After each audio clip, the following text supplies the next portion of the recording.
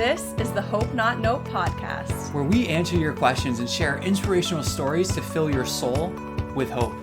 Our mission is to empower hope to those who have been plagued by nope. I'm Dr. Dylan Caswell. And I'm Brandy. And we're here to bring you out of the nope and into hope. Welcome to the 7th episode of the Hope Not Note podcast. We are so excited that you are tuning in, and we're thrilled to join you.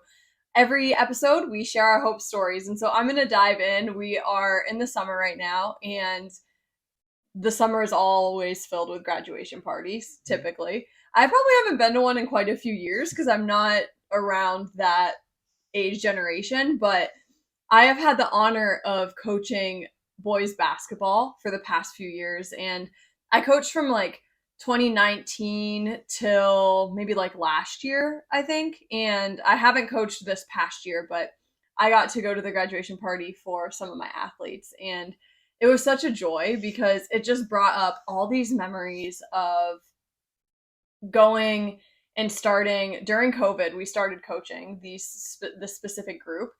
And there were times where the head coach, which was, a good friend and my boss at the time, he had me come and I was an assistant coach and I would do stats and all this stuff. But during the practices, it was the dead heat of summer and we'd have masks on because it was COVID. And we'd be in gyms that did not have air conditioning in the inner city of Syracuse with gyms with stairs, bleachers on the end. So they would do sprints, jump up over on top of the kind of stage area and then run up, run down, and then keep doing sprints. And the head coach, he would tell me, go race them because they're not giving their whole hearts. And so I would at the time they were just 14, 15-year-old kids, and I would race them and they would get so frustrated because this girl is beating them and all this stuff. And so, going to their graduation party the other day just brought back so many memories of remembering them at 14 and 15 years old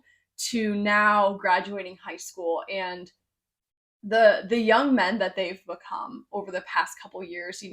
Some of them don't have great situations. One of their dads has never been in their life because of a very serious situation. Another dad actually walked out on him this past year. And so it was just this crazy, these young men have faced more adversity than a lot of people can even imagine. But the basketball team that they have been on has changed their life for the better. And the head coach gave this little speech at the graduation party and had different people share of how have they impacted your life. And one of the things he said was, my expectation for you is that you three men become great husbands and great fathers one day. And it was so beautiful because they're, 18 years old, going to head to college. I'm sure they're going to have a good time, but they also are learning how to be great men and great fathers. And I felt like a proud mom or a proud big sister watching them grow over the past few years. And all three of them are going to college. I know the one is playing basketball in college. I'm not sure about the others, but they both were kind of football players too. So I could see them trying to get into football. But they're just such good kids. And it brought me so much joy and so much hope to see just their journey over the past few years and the adversity they've faced, but the way that they've really come together on a team and have been intentional brothers and really focused on their brotherhood. And so I could honestly talk for 14 days about how much I love them and the memories and the stories I have from coaching them. But we'll pass off to you, Dylan, and you can share your hope story. Yeah, it's hard to follow that one up because it was so beautiful. And one part that I'll add on to it is that, coach gave them a speech and then kind of passed it around to other people. And when it got to you and you were just giving a quick message to the boys, it was funny watching how much they love you because they couldn't look at you as you were saying it. Every single one of them was looking down and away because they're already tearing up and they love you so much. So when you started talking, they were just like, okay, Coach Copeland's talking. I need to look away because I'm going to lose it. And if I cry in front of all these people, it won't be good. So it was amazing to see that. My hope story is that every summer we have a friend from Louisiana that comes up and visits, and she generally comes for about 2 weeks. And she's really just become like a best friend, family, sister. I don't know what to put her on, but it's just amazing having her here and just seeing her be free and smile. And the part of the hope story that I'll share is there was one Saturday I was changing your brakes, and my friend Alex is helping out. You're chopping down trees, like these little branches in the driveway, and our friend is out there with us, supporting, sitting in the chair, and just these little bouts of encouragement because we're changing the brake, and this one bolt is not coming off. Like I'm punching the thing, hitting it with a hammer. My friend is pulling my hands as I'm pulling on this thing. We're like giving as much for. There's one point that I was lifting it, and my buddy goes, "Stop, stop, stop!" I'm like, "Why?" He goes, "You're lifting it up off the jack. Like it's too much. The bolt's not going." I'm like, okay. So we're getting a little frustrated, and our friend just goes, "You guys are doing great. Like you already got one side done. Now you're on this side. You're doing great." And you're over there cutting down branches. And she's like, "Brandon, you're doing such a good job. It looks so great." But that authentic encouragement goes such a long way of like wanting to throw the tool down on the ground and probably say some choice words that aren't appropriate to just going, "Oh, no, we are doing okay," just from that little message of encouragement. So we love when she comes to visit. We love having her. She's always in our presence. Doesn't matter if she's in Louisiana or New York. She's always in our presence, and she's just a very special person in our life. Yeah, I could honestly share 5,000 hope stories about her and our friendship over the past 7 years, but I appreciate you sharing that because she really is just such an encouraging woman, and she's faced so much adversity. And this past trip, I've spent I lived with her for 2 years straight. I've gone and visited her in Louisiana. She comes up literally every summer. And this past trip blew my mind at the growth that she has had over the past year. And so she's always been an encouragement. And when she comes, it's like her best self because it's like the three best friends get to hang out and we just love it so much. But just specifically, like adding on to that hope story, words of affirmation and encouraging other people is so important, but so is presence. And her taking the time to come for 2 weeks in the summer, and her job allows it because of her seasonal job that she has, but for her to be able to come for 2 weeks and just her presence inspires us and encourages us so much. But she has grown so much as a woman in the past year that it inspired me even more because she is more empowered and more inspired and like working on herself and in a way that she maybe wasn't able to because of the adversity before. And so I wish she could have stayed for 2 years or maybe the rest of her life, but she had to go back to Louisiana. But we loved having her here, and it's so helpful because while she was here, she asked questions that have been featured on this podcast, and you can ask questions too. And the way that you do that is, DM us on Instagram or send us an email, visit our website, hopenotnope.org. And any of those ways you can ask us questions, and we want to feature them and hopefully inspire you to grow. And so our first question is from a listener named Logan, and they asked, "My hamstrings constantly feel tight. Any advice with that?" Logan, thank you for that question. And it makes me think of our friend from Louisiana because she's a phenomenal performing artist, incredible dancer. Had a little bit of a dance off at the previous wedding, but we need to recycle that and redo that. But the reason I say that is because I've worked with rugby, hockey, football, like all these sports where you need really strong hamstrings in order to be able to perform, because the number one injury in those sports is a hamstring tear. Hockey tends to be the groin, but the groin and hamstring are very interconnected. But I've also worked with performing artists on tour.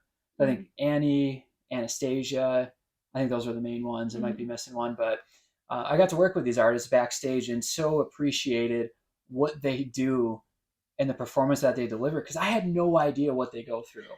Their prep is crazy. Like they do not just show up to the theater at 6 p.m., get ready, and then put on the show at 7 p.m.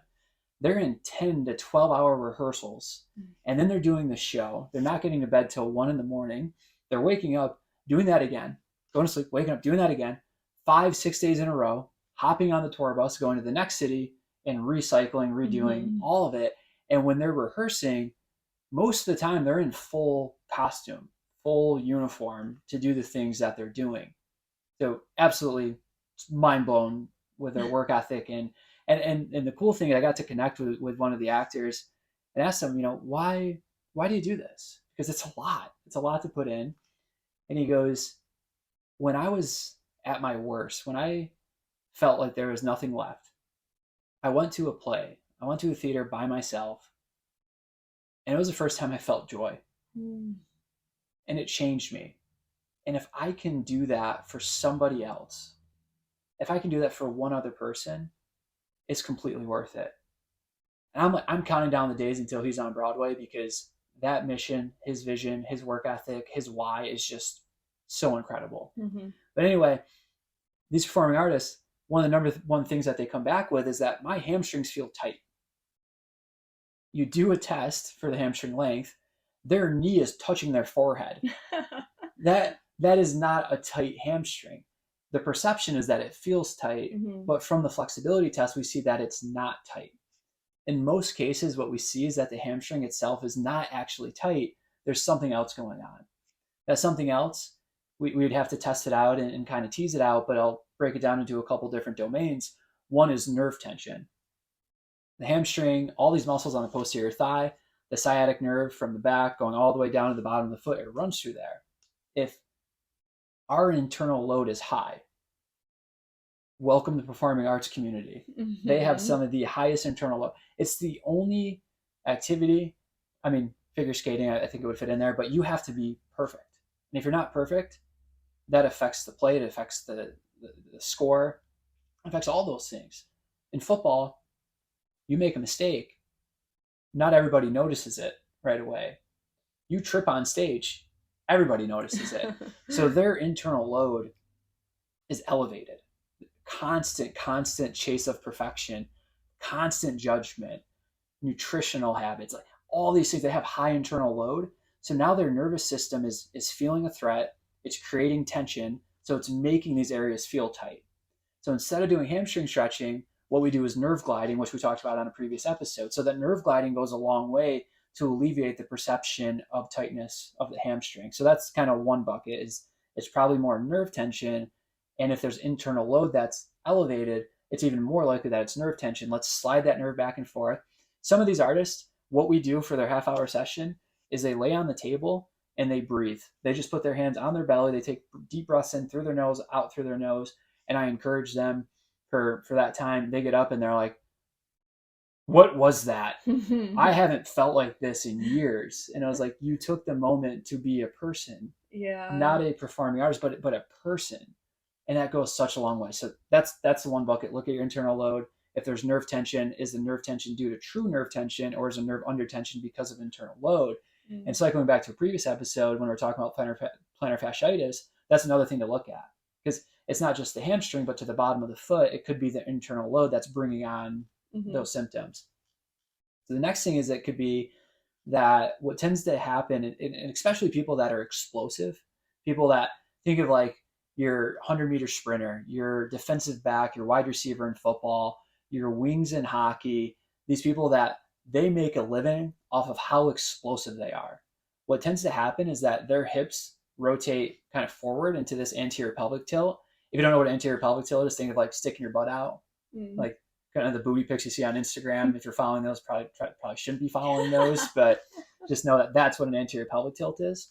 When you're in an anterior pelvic tilt, your hamstring is attached to the ischial tuberosity, which is your sit bone. If you're in this pelvic tilt, your sit bone is now higher than it would be if you're in a neutral pelvic position or a posterior pelvic tilt. So posterior pelvic tilt, then if anterior pelvic tilt elongates the hamstrings, posterior pelvic tilt then minimizes the length that the hamstring has to go. So what we tend to see in these explosive athletes is that they're super far tilted. Their hamstrings feel tight, but they feel tight because they're already at their max length. So they don't need more hamstring stretching. They need hamstring strengthening and likely some lower ab strengthening to help bring that pelvis out of that huge anterior pelvic tilt and get them back into that other position. At the same time, that position is what makes them successful with explosiveness. So we then have to ask the question of, I know your hamstrings feel tight, but it's honestly worth it. because that's what is making you explosive. And if we change that, then are we going to change your explosiveness?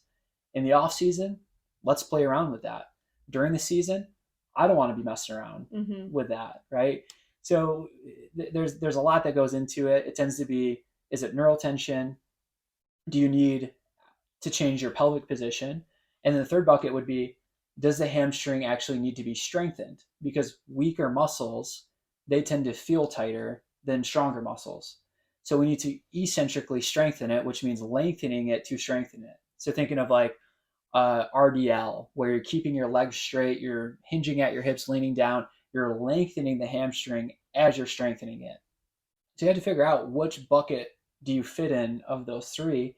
Sometimes it's a combo of all three of those. Sometimes it's one versus the other one. But what I would say is if you continuously keep stretching your hamstring and it's continuously, and it still feels tight, well, we need to look at it differently. Awesome. Thank you for that. And listeners, maybe you have to do some assessments to figure out which of those three buckets you fit in. You might have to reflect on your life and what's going on and figure out the internal load. You might have to look and see, which bucket do I fit in? And you mentioned the dancer, the performer who you worked with breathing, and that leads right into the second question, because the second question is from a person named Avery, and they asked, is there a certain way that you should properly breathe in the middle of a workout? Great question. I'm going to answer that. But before we go to that, shameless plug, we'll have a YouTube video on hamstring tightness that you can look at and see, from a physical standpoint, are my hamstrings deconditioned in the sense that I need to strengthen them? And then as Randy said, do that self-assessment. Is my internal load too high? And that's creating the tension in through there. So when should you breathe when you're working out? Great question. It was Avery? Yes. That's it. Thank you, Avery. First, you should breathe while you work out. Like, that is the first step. Don't hold your breath. You are breathing. Don't hold your breath. I'm thinking of a coach I used to work with, phenomenal friend. He was training for a bodybuilding show, and he came up to me and he goes, hey, I want to run something by you. I've been practicing this thing. I've been trying to get my veins to pop out more, my muscles to show more. So what I've been doing is holding my breath as long as I can because my veins start popping out. And he goes, what? He goes, do you think I should keep doing that? And him and I have a very close relationship, so don't take this the wrong way. But I said to him, well, from the fact that you're asking me that question tells me that you've done it enough already, and you should stop doing that because you're starting to hurt your brain cells. Like, breathing is important for life. You need to be able to breathe to do these things. So are there times that you hold your breath during a big lift? Absolutely. Like you do the Valsalva maneuver, you're going for a 1-rep max deadlift or bench press or squat, that you hold your breath to create a little extra tension in there. It's a very short period of time.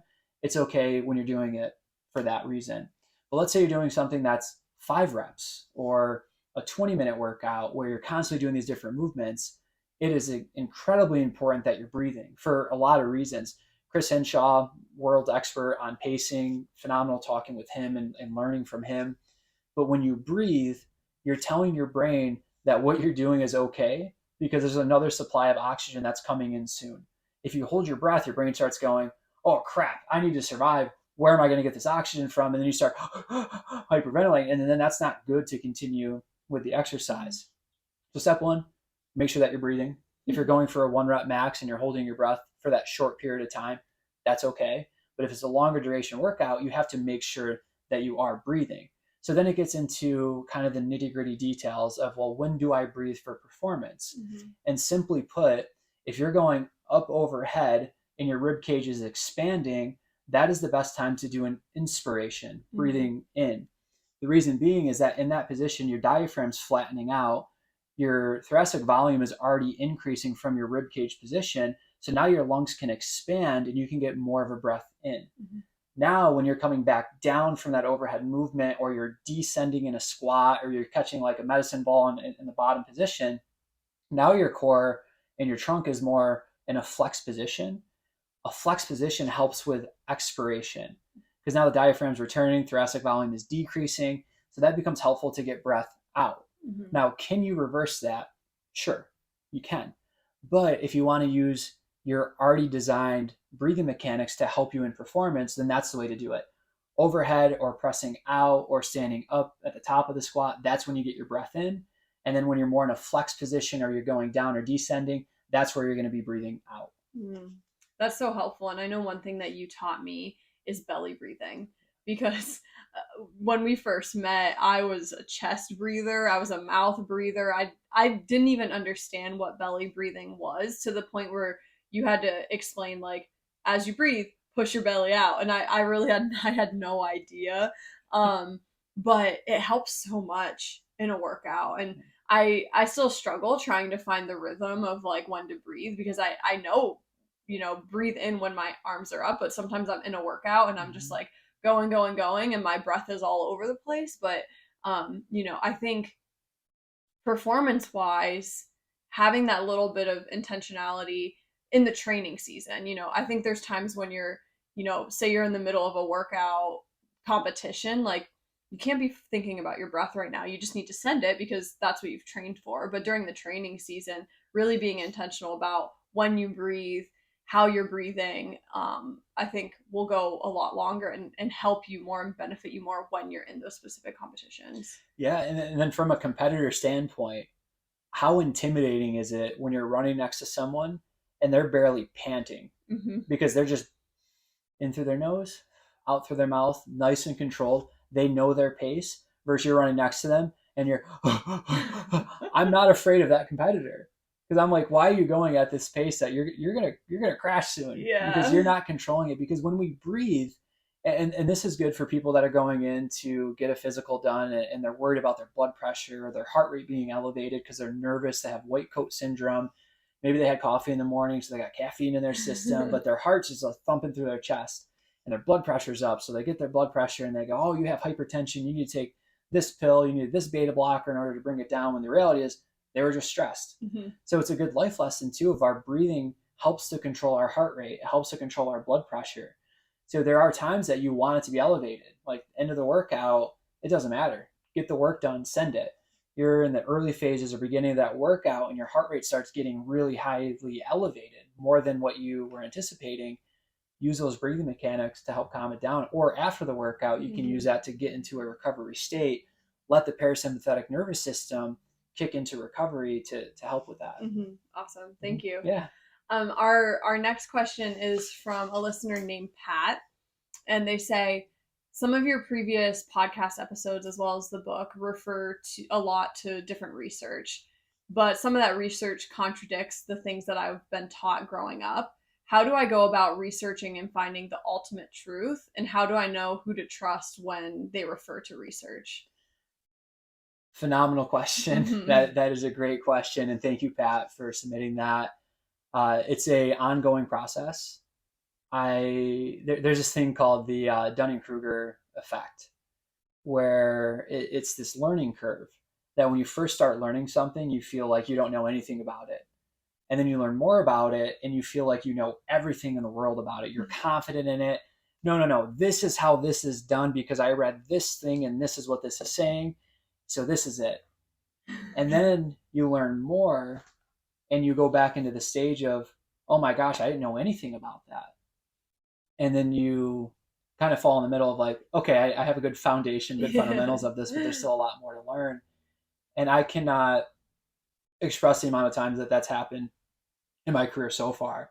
And I hope that it continues to keep happening, because then that means that we've grown. I hope 20 years from now, we're still doing the podcast and we can listen back to it and be like, oh man, things have really changed because the research that we had then is not what the research we have now. So these things have changed. They've evolved. They've adapted. Like that's beautiful. And we want that to happen. Quick example I can share. And for me, it was really the transition from my undergrad education to my graduate level education. Because undergrad, it's still pretty straightforward. You're starting to dabble that there's two sides to each story, but they're presenting you that the research shows 70% of the time this is what's happening. They're not sharing the 30% of the time that it's happening. I left undergrad going, I know exactly how a muscle contracts. I have this down. The signal comes in, calcium's released, it goes down the sarcoplasmic reticulum, it uncovers the binding sites, the actin forms with the myosin, troponin leaves, they form a cross bridge, there's a power stroke, muscle contraction happens. And I'm like, I can tell everyone in the world how their muscles contract. I got the science down. And then I got to grad school and we're learning it. And then I went to continuing ed after grad school. And they go, yeah, that stuff happens.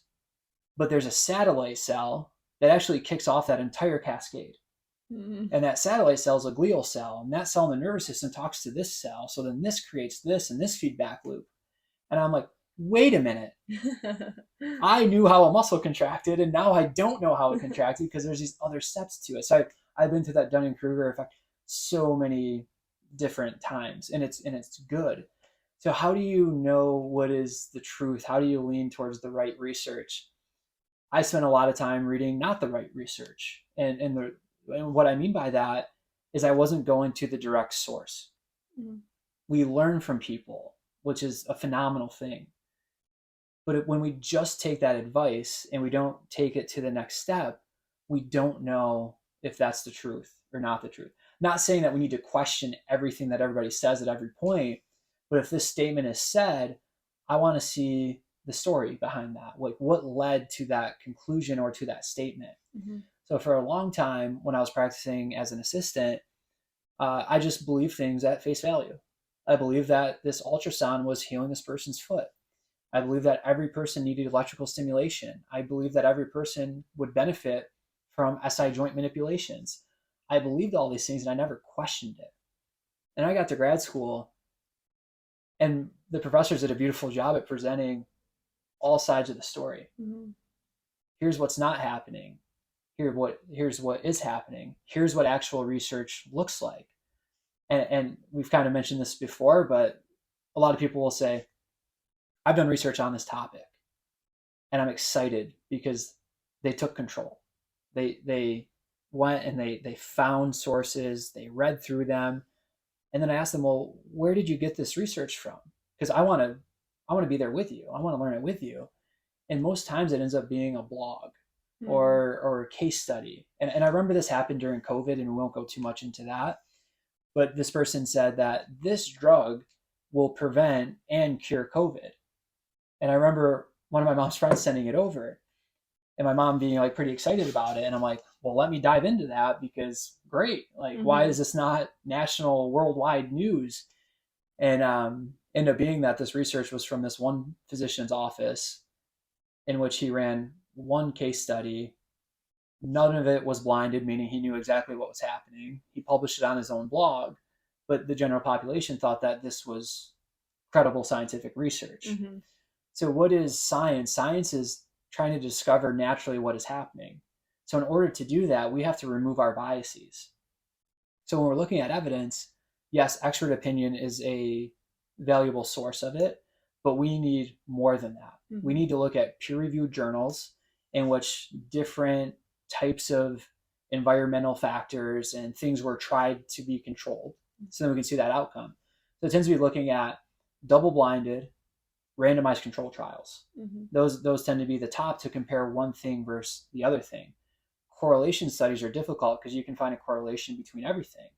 And then I learned in research too that the way that the researchers set up their statistical methods will help to show an effect or not an effect. And things published in journals may not always be the truth because the journal also has an agenda of making money. So they might push one thing versus the other thing. So things that we think is credible, the American Medical Association, I won't name other ones so we don't get in trouble, but a lot of these things, they're pushing agendas to make this thing seem like the truth. So you have to go to the direct source of it. If someone is saying, this study is showing this, go and read that direct paper. Mm-hmm. For me, I love going to journals from overseas. British Journal of Sports Medicine, mm-hmm. Scandinavian Journal of Sports Medicine, because they're so far ahead of where we're at. They're doing placebo surgeries and showing the outcomes are the same. They're doing open intervention saline injections versus these other things I would say like PRP and all these other injections and showing the same effect because now they're looking at the placebos and the mindset with these things. So, and it's randomized into you're either getting this intervention or not this intervention. but the provider doesn't know which intervention they're giving, so they can't Mm. educate you on one way or the other. And the patient doesn't know what they're getting. And then the person reviewing the results, they don't know who got what until the final look through of it. Mm-hmm. So that lets us know that the outcome wasn't influenced by the education. It wasn't influenced by the provider saying, this is going to be the thing that fixes your knee. Let's inject it in there. Like, they took all those variables out. So then that becomes good research for us to really put our trust in. Mm-hmm. So get both sides of the story. If one is claiming this thing, let's find research that is showing the other side of it. And then let's keep gathering this data until we find what the answer is. As you start doing that, you start to, or maybe this is just as me because I'm kind of a nerd, but you start to develop trust in the researcher themselves. Mm. So for me, Aaliyah Crum, the Mind Body Institute at Stanford University, she's put out really credible research time after time after time after time. So now when I'm looking for stuff on that area of research, placebo-based mindset, I'm looking for her research because I know that it's been done in a credible way. Mm. Wow, that's fascinating. And I know for me, there's times where I'm like, I'm not going to research because I just trust you. Mm-hmm. And I trust that you're going to research and then just tell me, which is helpful. But I think there's also something to be said.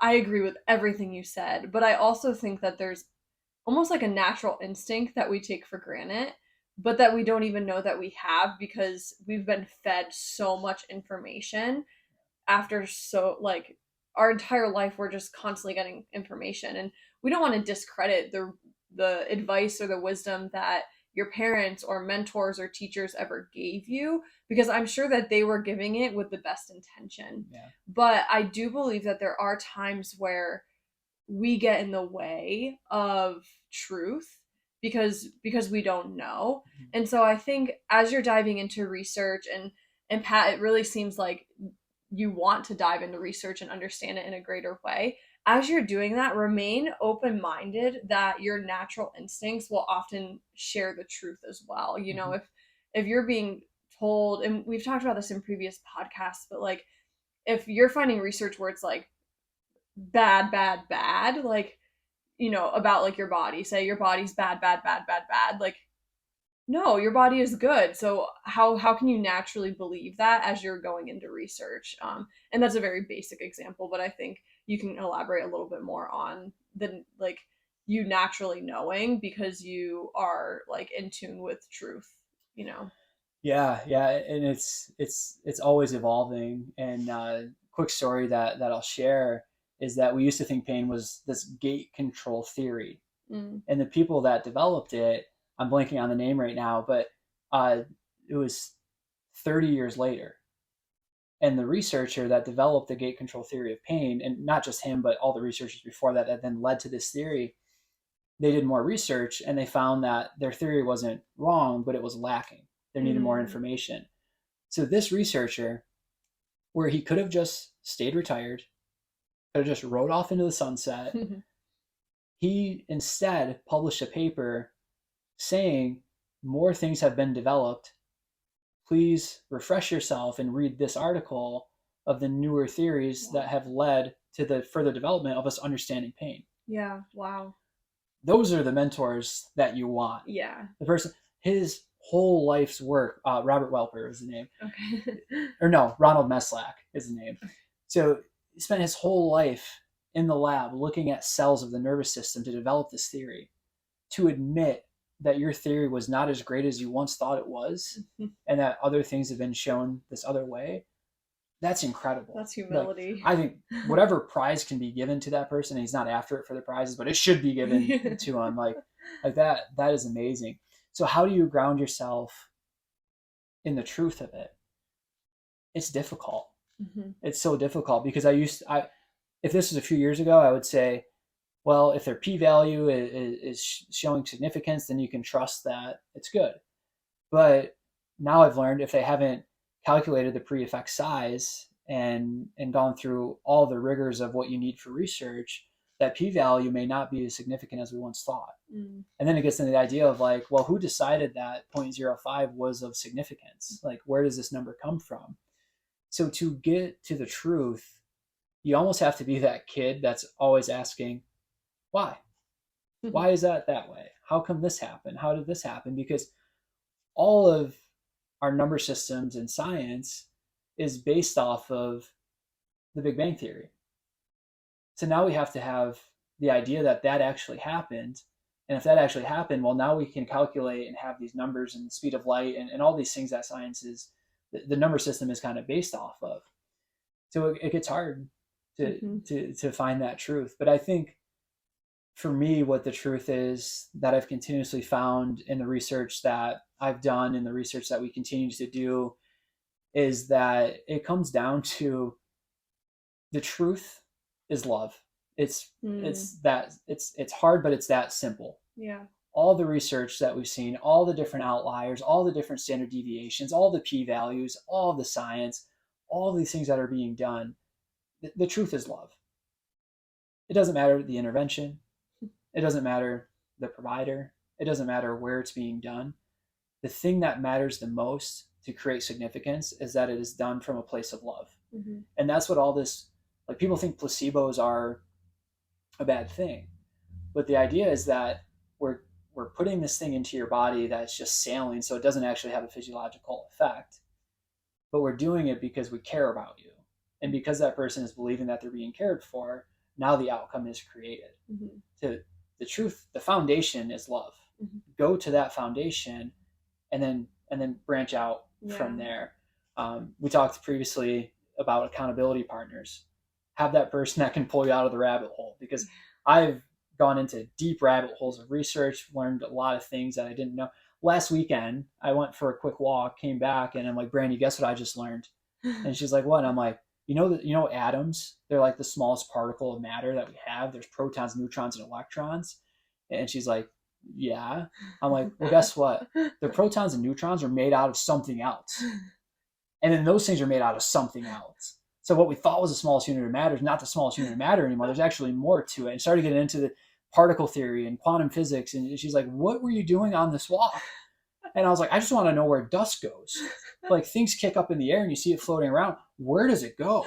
Like, there's not this dust mountain that we see. Like, we see garbage mountains, but we don't see dust mountains, unless the whole earth is dust, which it probably is. But we are dust. We are dust, but it's like, where does all this stuff go? So then that led to me learning more about protons and neutrons from quantum physics and through those theories. So you continue to ask questions, but know that the foundation of truth is love. Yeah, it's so simple. Yeah. Love is hard, but if you're, whether it's research, life in general, your work, your job, your hobbies, how you're raising your family, if you ground everything that you do in the truth of love and love completely, you're gonna have a great life, and you're gonna love and bless, and other people around you will have a great life because of it. Yeah. Full circle, going back to the speech that the coach was giving with these incredible men at the graduation party. One of the things that stuck with me, and it's so common, it's said all the time, but love never fails. Because if it did fail, that wasn't truly love. Yeah. True love does not fail. Exactly. So thank you for listening. Thank you for answering, Dylan. And thank you everyone who tuned in. And maybe a challenge for this week is to reflect on the areas of your life that maybe you're not being so loving, whether it's to yourself, to people around you, or even to your environment, and I think sometimes this sounds silly, but the most loving thing that you can do is maybe tidying up your house today. The most loving thing you could do today is going for a walk and putting your phone away, not having headphones in, but just appreciating whatever's around you. That is also love. It doesn't have to be this external thing between two people. It can be